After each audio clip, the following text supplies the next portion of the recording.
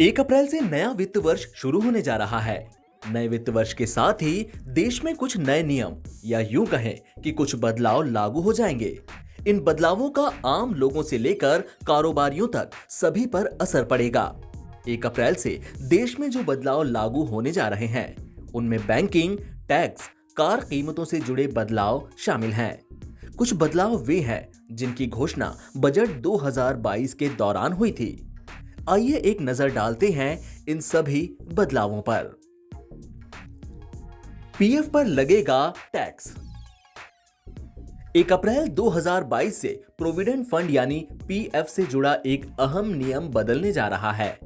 केंद्रीय प्रत्यक्ष कर बोर्ड के नोटिफिकेशन के मुताबिक एक निश्चित सीमा से ज्यादा किसी कर्मचारी के पीएफ योगदान के ब्याज पर टैक्स लगाया जाएगा। नियम के मुताबिक एक साल में 2.5 लाख रुपए से ज्यादा का पीएफ योगदान होने पर टैक्स देना होगा। दवाइयां हो जाएंगी महंगी। 1 अप्रैल से दवाइयों के और महंगे होने के लिए तैयार रहें। पेन किलर, एंटीबायोटिक्स, एंटीवायरल जैसी कई दवाइयों की कीमतें बढ़ने वाली हैं।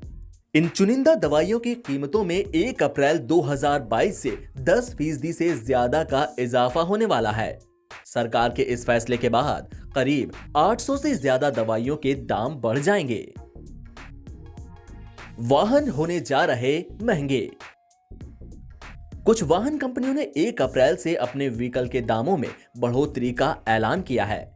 टाटा मोटर्स ने यह कहा है कि वह अपने वाणिज्यिक वाहनों की कीमतें 1 अप्रैल से 2 से 2.5% तक बढ़ाएगी।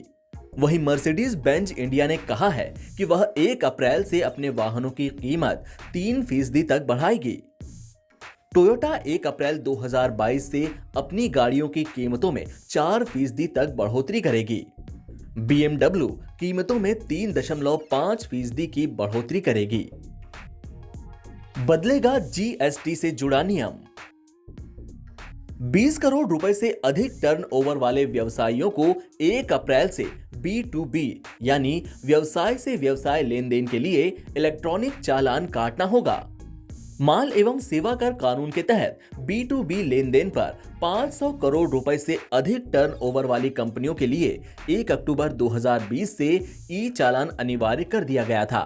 बाद में इसे 100 करोड़ से अधिक टर्नओवर वाली कंपनियों के लिए अनिवार्य बना दिया गया। म्यूचुअल फंड में निवेश के नियम।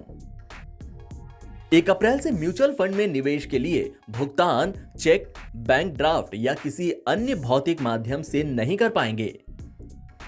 MFU 31 मार्च 2022 से चेक, डिमांड ड्राफ्ट आदि के जरिए पेमेंट सुविधा को बंद करने जा रहा है।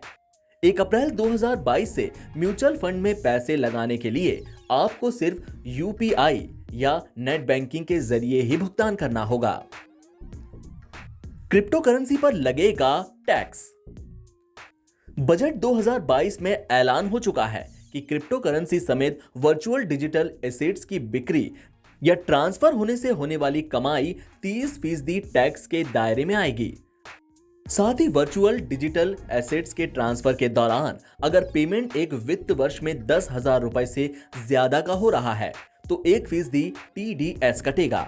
क्रिप्टो करेंसी की बिक्री से होने वाले गेन पर 30% टैक्स का नियम 1 अप्रैल 2022 से प्रभावी होगा। वहीं 10,000 रुपए से ज्यादा के लेन देन पर 1% TDS का नियम 1 जुलाई 2022 से लागू होगा। डाकघर सेविंग्स स्कीम से जुड़ा नियम। जब कोई व्यक्ति डाकघर की monthly income scheme, senior citizen savings scheme या डाकघर टाइम डिपॉजिट में निवेश करता है तो उन्हें उनके द्वारा चुने गए विकल्प के अनुरूप मासिक, तिमाही या सालाना आधार पर नियमित ब्याज प्राप्त होता है।